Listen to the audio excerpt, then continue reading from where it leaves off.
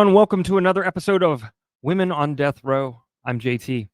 Today for episode 2, we're going to talk about Tierra Capri Gobble from Alabama. As with every episode in this series, I'll be covering this case utilizing primary documentation, provided I could find it. Any sources used will be in the show notes. If you like this video, please like, subscribe, and hit that notification button so we can let you know when a new video is posted or when we go live.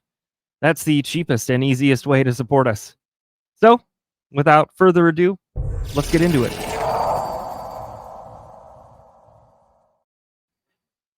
Tierra Capri Gobble, now 40, has been on death row since January 6th, 2006, for the murder of her infant son, Phoenix Parish.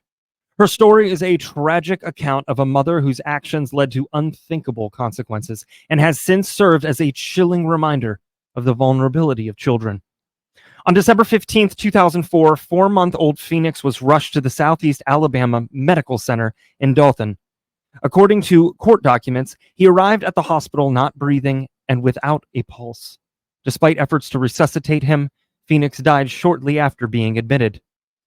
An autopsy revealed that Phoenix died from blunt force trauma to the head, resulting in a fractured skull. He also had multiple injuries, including bruises on his face, head, neck, and chest, including fractured ribs, wrists, and arm, and a tear inside his mouth consistent with a bottle being forcibly shoved into it. Dr. Jonas R. Salna, the emergency room doctor, testified that Phoenix, quote, would have been in tremendous pain from any of the numerous injuries. Tierra gave birth to Phoenix on August 8th, 2004 in Plant City, Florida. Within 24 hours, he was removed from her custody by the Florida Department of Children and Families, or DCF, which had also removed her first child, Jewel, in 2003. Jewel was placed with her paternal uncle, Edgar Parish. At the time of Phoenix's death, Tierra was under a court order prohibiting contact with her children.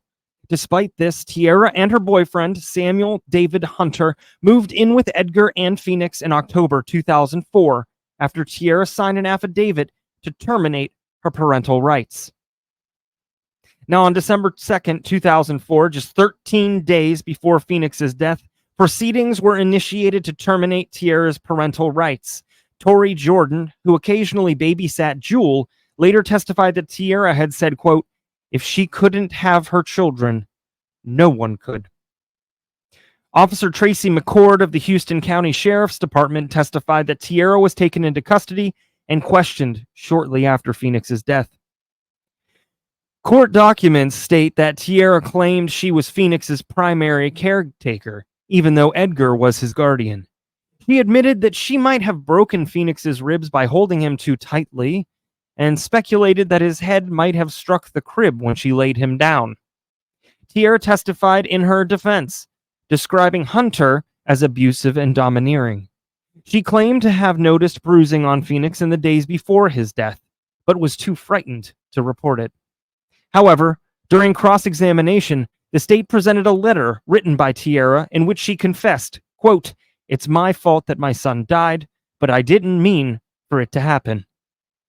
Tierra was 21 years old at the time of Phoenix's death, and Jewel was only 18 months old. The jury convicted Tierra of capital murder and recommended, by a vote of 10-2, that she be sentenced to death. The circuit court followed the jury's recommendation, placing Tierra Capri Gobble on death row. The tragic case of Tierra underscores the devastating impact of violence and neglect on innocent lives. It serves as a stark reminder of the need for vigilance and compassion in protecting the most vulnerable members of society. Phoenix Parish's untimely death remains a heartbreaking testament to the importance of safeguarding children from harm.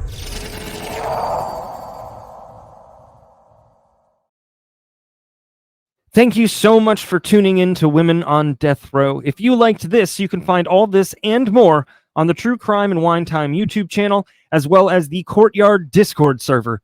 Click the Discord invite link in the show notes and get ready for a great time with wonderful people. Until next time, take care of yourself, your friends, your family, and community. Do not let anybody dull your sparkle. And shine on, you crazy diamonds. We'll see you next time.